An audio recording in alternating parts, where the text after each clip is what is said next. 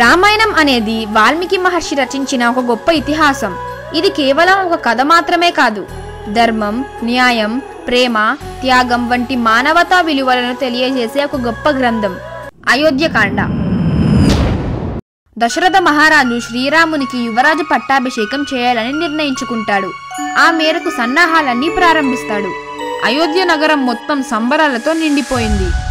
ప్రజలంతా ఆనందంతో వేడుకలు జరుపుకుంటున్నారు.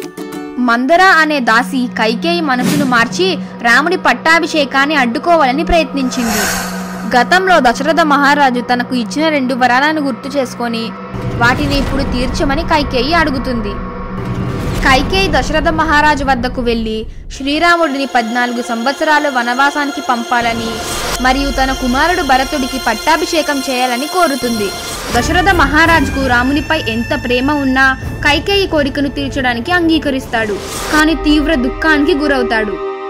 తండ్రి ఆజ్ఞను శిరసావహించి రాముడు, సీత, లక్ష్మణులతో కలిసి వనవాసానికి బయలుదేరుతాడు. అయోధ్య ప్రజలంతా రాముని వెంట అడవికి వెళ్ళడానికి సిద్ధమవుతారు. కానీ రాముడు వారందరినీ వెనక్కి పంపించేస్తాడు.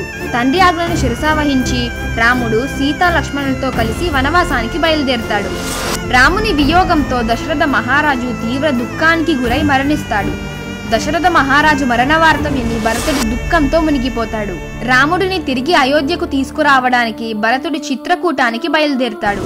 రాముడు తండ్రి ఇచ్చిన ఆజ్ఞను పాటించాలని భరతుడికి చెప్తాడు. భరతుడు దుఃఖించడంతో రాముడు తన పాదకులను తీసి భరతుడికి ఇస్తాడు. భరతుడు వాటిని సింహాసనంపై ఉంచి రాజ్యాన్ని పాలించడం మొదలు పెడతాడు.